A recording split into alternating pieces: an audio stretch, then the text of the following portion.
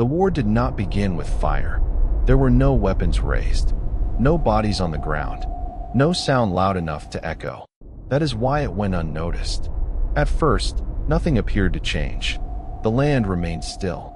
The sky did not darken. People woke, walked, and slept as they always had. But something had already started. It began as a pressure, not on the body, on the mind.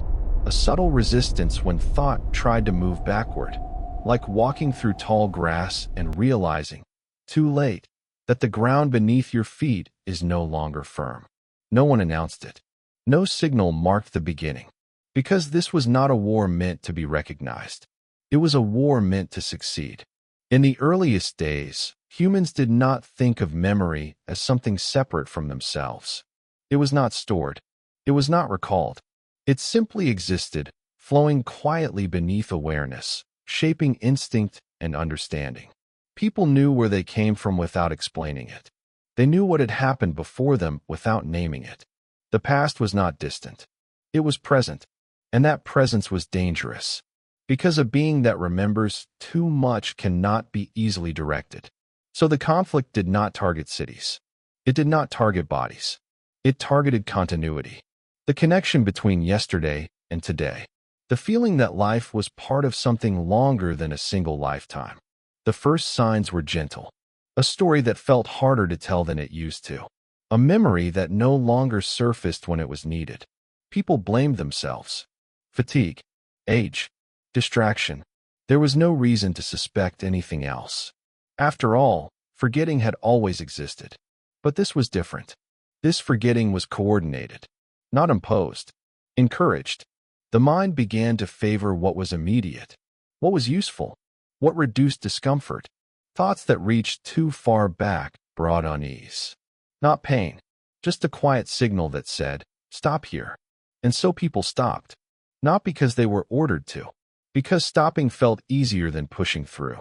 This is how the war was fought. Not through force, through relief. Those who let go slept better. They felt calmer, more grounded in the present. Those who resisted felt restless, as if they were misaligned with the world around them. They sensed that something was wrong, but could not explain what. An explanation requires memory, which was already slipping. There were no sides to choose, no enemy to point to, only an invisible tension between remembering and resting, between continuity and comfort. Most chose comfort, not because they were weak, because they were human. This was the first battlefield, not a place, a state of mind. The war moved silently through generations, each one inheriting slightly less than the one before. Not enough to notice, enough to matter. Children were born into a world that still functioned. Food grew, water flowed, life continued. So there was no reason to question the quiet loss. They learned what they needed to survive, what they needed to obey, what they needed to belong. They did not learn what came before, not because it was hidden, because it no longer surfaced. The elders felt it most sharply. They carried impressions that no longer had language. They sensed gaps in their own recollections, moments where something should have been there, but wasn't. When they tried to speak of it, words failed them. Not dramatically, softly. Sentences trailed off. Thoughts dissolved halfway through. Listeners grew uncomfortable, not afraid, just unsettled. And discomfort is enough to silence a conversation. So the elders learned to stop trying. They focused on what could still be shared. Practical knowledge, ritual, routine. The deeper memories stayed unspoken. An unspoken memory does not survive long. This was not the destruction of the past. It was its isolation, cut off from transmission, cut off from reinforcement, cut off from repetition. Memory without repetition fades. Always has. The war understood this. It did not need to erase anything. It only needed to interrupt the flow. In this way, humanity did not lose the war in a single moment. It surrendered gradually. Each time someone chose not to pursue a thought. Each time a question felt too heavy to carry. Each time rest was chosen over reflection. And rest always feels justified. The world grew quieter. Not externally. Internally.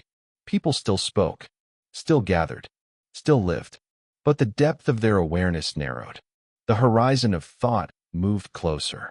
What lay beyond it became irrelevant, or so it seemed. There were still flashes, moments of recognition without context, a sudden sense of déjà vu when standing in certain places, a feeling that the land itself remembered something the people no longer did. These moments passed quickly. They were inconvenient, hard to explain, and explanation requires continuity, which was already broken. The war did not end. It stabilized. That is when it became invisible. A war only exists as long as there is resistance. Once resistance fades, the conflict becomes the new normal. By the time humanity noticed that something was missing, it no longer remembered what that something was. Only that the absence felt strangely natural, like a limb lost before birth. Never mourned, never missed, and yet, shaping everything. This was the first human war, not fought with blood, but with limits. Limits placed on what could be carried from one mind to another.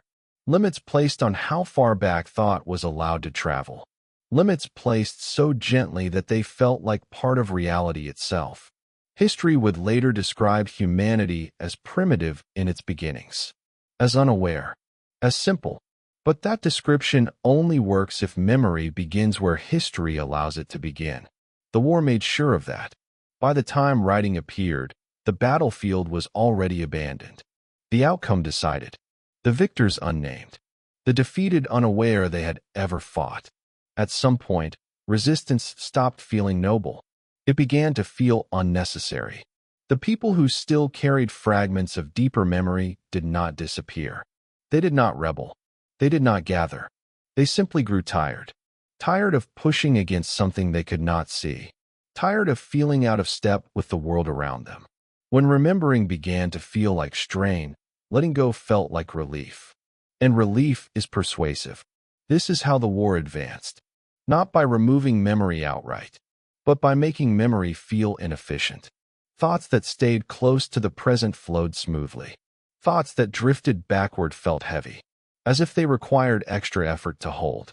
Over time, the mind learned which paths were rewarded. It adjusted its behavior accordingly. This adjustment was not conscious. It was instinctive. The human mind has always been adaptive. That adaptability once allowed it to survive harsh worlds.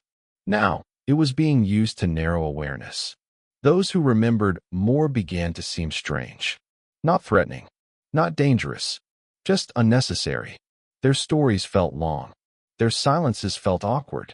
They spoke of connections others could no longer feel. And when people cannot feel what is being described, they stop listening.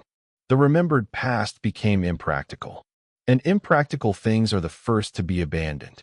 The war entered a new phase. It no longer needed to suppress memory. It only needed to isolate it.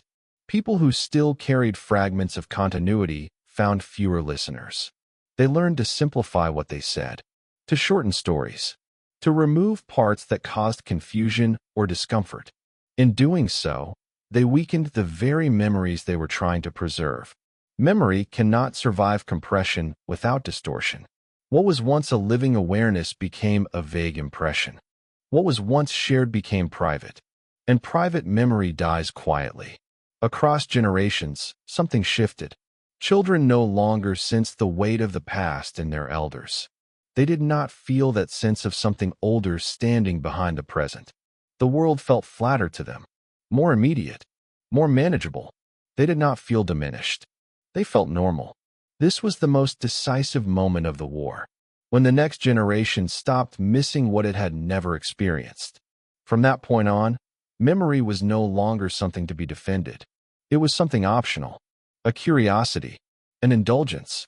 The past began to feel abstract, something that could be spoken about without being felt. This allowed a new structure to form. Leadership no longer came from those who remembered the most. It came from those who organized the present most efficiently. People who spoke clearly, decisively. People who offered certainty.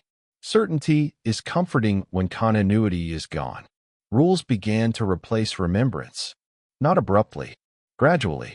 Where shared memory once guided behavior, instructions took its place. Where understanding once came from lived continuity, It now came from repetition. Say this. Do that. Remember this version. The war against memory did not eliminate the past. It redefined it. The past became something that could be shaped, edited, simplified. Once memory loses its emotional weight, it becomes flexible. That flexibility was the true objective. Stories were no longer about what had happened. They were about what was acceptable to remember. And because no one remembered the original version clearly anymore, there was no reference point to argue from.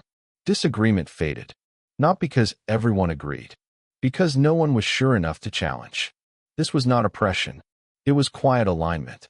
People aligned themselves with what felt stable, and stability now lived in structure, not memory. The world became easier to navigate, predictable, bounded. This had consequences. Human identity shifted. Instead of seeing themselves as part of a long, continuous existence, people began to see themselves as individuals moving through isolated lives. Birth became a beginning. Death became an ending. What came before and after felt vague. This narrowing made loss easier to bear, but it also made meaning thinner. Something had been traded. Depth for comfort, continuity for clarity. And because the trade was gradual, it felt fair. There were moments when the old awareness tried to surface. A sudden recognition when standing in a place that felt older than memory. A sense of familiarity with something never learned. These moments passed quickly. They were not reinforced. They did not fit into the new framework. And anything that does not fit is eventually ignored. The war reached into language itself. Words that once carried layered meaning became simpler. Descriptions shortened. Concepts that required deep continuity disappeared from everyday speech. Without language, memory has no anchor. Without anchors, it drifts. The drift continued until the war no longer needed to be fought, because no one was standing on the other side. Humanity had crossed the line without noticing. It no longer saw memory as identity. It saw it as information. And information can be selected, filtered, discarded. This was the quiet victory. The moment when remembering too much was no longer considered strength, but inefficiency. The war against memory did not end with defeat. It ended with agreement. Unspoken, unconscious. An agreement to live smaller lives in exchange for stability. To accept a present disconnected from its deepest roots. To stop asking why something felt missing. Because asking required effort. And effort was no longer rewarded. By the time the first symbols were carved into stone, the war had already reshaped the human mind. Writing did not begin the forgetting. It finalized it. By fixing memory into symbols, it removed the need to carry it internally. And what is no longer carried internally is no longer lived. The battlefield fell silent. Not because peace was achieved, but because there was no one left who remembered how to fight. There is always a moment when a conflict stops evolving and begins to settle. Not with a sound, not with a decision, with a feeling. For humanity, that feeling was limitation, not imposed from the outside, but sensed from within. People began to notice that certain thoughts no longer went anywhere. They did not lead to clarity. They did not open into understanding. They simply stopped, like a path ending abruptly in fog. At first, this was confusing. Then it became familiar. The mind learned where the edge was. And like any organism, it learned not to push against pain. What lay beyond that edge was not forbidden. It was unreachable. This distinction mattered. Because forbidden things invite rebellion. Unreachable things invite acceptance. The war entered its most effective phase. No longer about removing memory. About defining the limits of recall. People could still think about the past, but only within a certain depth. Anything beyond that depth felt abstract, disconnected, unreal. The past became a concept rather than a presence. This allowed a new kind of order to emerge, not enforced by violence, by structure. Certain narratives began to repeat, not because they were proven, because they were stable. They did not challenge the limits. They fit comfortably within the narrowed field of memory. These narratives formed the foundation of early identity. They explained just enough. They satisfied curiosity without opening deeper questions. And because there was no longer a reference point beyond them, they felt complete. Those who sensed the boundary most clearly did not speak about it openly. They could not. Language failed near the edge. Words dissolved into uncertainty. Thoughts lost coherence. What remained was a feeling of pressure, of standing too close to something unseen. People stepped back instinctively. They chose clarity over confusion. Over time, the boundary became internalized. No longer something encountered, something anticipated. The mind adjusted its trajectory before reaching it. This was the moment the war ended. Not with victory, with habit. Memory beyond the boundary did not disappear. It became inaccessible, like a room in a house that no longer has a door. You know it exists. You cannot enter. This allowed authority to take a new form, not as domination, as guidance. Those who operated comfortably within the limits rose naturally. They spoke clearly. They organized efficiently. They offered explanations that did not strain the listener. People trusted them, not because they were wiser, because they were aligned with the new shape of thought. Rules began to replace remembrance as the primary means of continuity. Instead of remembering how things had always been done, people were told how to do them now. This felt practical, efficient, safe. The past, once a living force, became background. Decorative, something to honor, not inhabit. Ritual replaced recollection. Symbols replaced stories. The deeper layers of meaning were no longer required. And what is not required is eventually forgotten. Generations passed, each one born further from the boundary. For them, the limits felt natural. They did not feel constrained. They felt complete. The idea that something lay beyond their awareness seemed unnecessary. Why look for something you do not feel the absence of? This was the true cost of the war. Not ignorance, but contentment with incompleteness. Humanity did not feel broken. It felt stable, which is far more dangerous, because broken things seek repair. Stable systems seek preservation. By the time the earliest civilizations formed, the boundary was absolute. No one crossed it. No one questioned it. The war against memory was no longer a conflict. It was infrastructure, built into thought, built into language, built into identity. History, as it would later be understood, began at the boundary. Everything before it dissolved into abstraction. Myth, symbol, harmless speculation. The deeper past became unreachable not because it was destroyed, but because the tools required to access it no longer existed. And tools, once in used, are not mourned. They are forgotten. This is why humanity would later argue endlessly about origins. Not because answers were hidden, because the capacity to recognize them had been reduced. The war ensured this, not by erasing truth, but by reshaping perception. What could not be perceived could not be proven. What could not be proven could be dismissed. And what could be dismissed posed no threat. The boundary held, and humanity adapted fully to life within it. The war was over. Memory had lost, not dramatically, quietly, and the silence that followed felt like peace. By the time humanity believed the war was over, it no longer remembered that a war had ever been fought. This was not denial. It was completion. The boundary that once felt strange had become familiar. The limits that once resisted were now invisible. Life inside them felt normal, productive, understandable. People no longer sensed themselves as diminished. They sensed themselves as organized. The past had been reduced to what could be carried easily. Anything heavier had been left behind, without regret. This is how defeat disguises itself. Not as loss, as improvement. Civilization advanced. Structures rose. Systems multiplied. And with every layer of order added to the world, the absence of deeper memory felt less relevant. Why look backward when forward motion was rewarded? The idea that something essential had been surrendered did not surface. Because surrender requires awareness of what was given up. And that awareness no longer existed. People measured progress by stability, by predictability, by control. They built calendars, laws, hierarchies. These tools replaced continuity. They allowed humanity to function without remembering who it had once been. And because the tools worked, they were trusted. The mind adapted further. It learned to associate certainty with safety, ambiguity with danger. Thoughts that felt open-ended were gently avoided. Questions that did not resolve cleanly were postponed indefinitely. This was not censorship. It was preference. The new human identity was efficient, focused, capable, but narrow.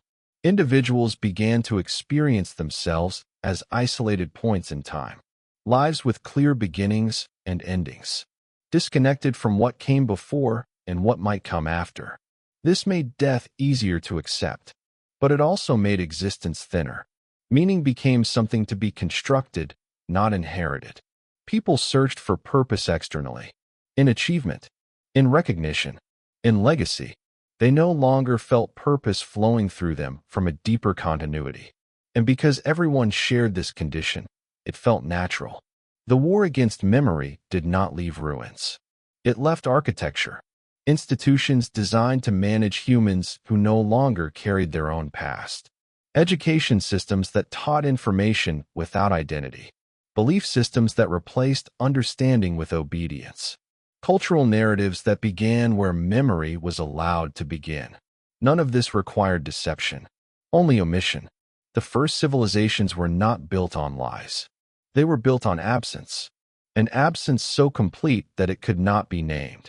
Those who occasionally felt the echo of something lost did not organize. They did not rebel. They wrote poems. They built monuments. They searched for meaning in symbols and stories. But symbols cannot restore continuity. They can only gesture toward it. And gestures are easily reinterpreted. Over time, even the sense that something was missing became faint.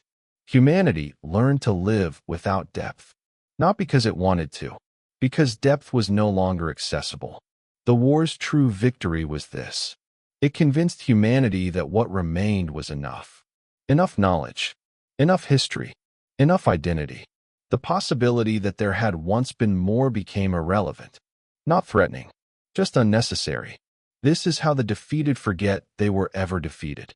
They mistake survival for triumph, order for wisdom, control for understanding, and stability for truth. The mind settled fully into its new shape. The boundary was no longer felt. It was assumed. Children grew up without sensing any loss.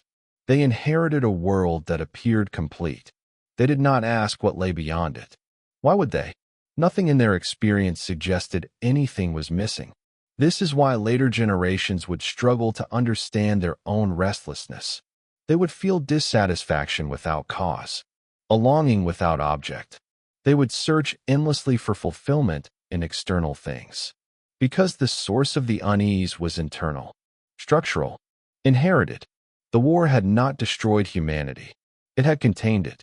And containment feels safe, until it becomes suffocating.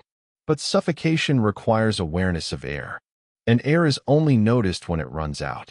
The war ensured that humanity would never know how much it had once breathed. By the time modern thought emerged, the defeat was absolute. No resistance remained. No memory of resistance survived. Only the system. Smooth, efficient, quiet. Humanity moved forward, convinced it had won something, that it had climbed out of ignorance, that it had progressed, without realizing that progress had been defined by the very forces that had limited it. The war did not need to continue. Its outcome was preserved automatically, in habits of thought, in assumptions about reality, in the unquestioned belief that the present represented the fullest expression of what it meant to be human. That belief was the final casualty, and no one noticed its absence. The war did not leave scars that could be pointed to. It left a feeling, a quiet tension that never fully disappeared. Long after the boundary had settled, long after memory had been contained, humanity continued to move forward, efficient, capable, and restless. That restlessness had no clear cause. Life worked.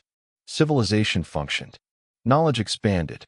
And yet, something felt unresolved. Not broken. Unfinished. Modern humans would later describe this feeling in many ways. As anxiety, as emptiness, as a sense of being disconnected. They would blame their environment, their societies, their technologies. They would search endlessly for fulfillment.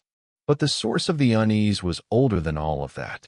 It was structural, inherited, a consequence of living inside a narrowed version of awareness. Humans had not lost curiosity. They had lost direction. Curiosity without continuity becomes distraction. The mind jumps from one interest to another, never settling, never feeling complete. Because completion requires context, and context had been removed. People sensed that history began too late, that the story they were told felt edited, that something foundational was missing from the beginning. This suspicion surfaced quietly, late at night, in moments of stillness, in dreams that felt older than memory. Most people ignored it, not because they were incapable of confronting it, because confronting it led nowhere. There was nothing to recover, no door to reopen, no language capable of naming what had been lost. And so the feeling remained unnamed, unresolved. The world rewarded forward motion, achievement, productivity, progress. Looking backward was seen as indulgent, unnecessary, even dangerous. So humanity learned to live without looking too far back. It told itself that what mattered was the present, that origins were abstract, that beginnings were myths. This belief brought comfort. It allowed people to focus on what could be controlled, what could be measured, what could be improved. But control without understanding always produces unease, because it lacks grounding. The war against memory had succeeded too well. Humanity no longer knew how to situate itself within time. It existed in fragments, generations isolated from one another, lives disconnected from deeper continuity. Birth and death marked the edges of existence. Everything beyond them faded into abstraction. This made life manageable, but it also made it fragile. Meaning had to be constructed constantly, reinforced, defended, because it no longer flowed naturally from identity.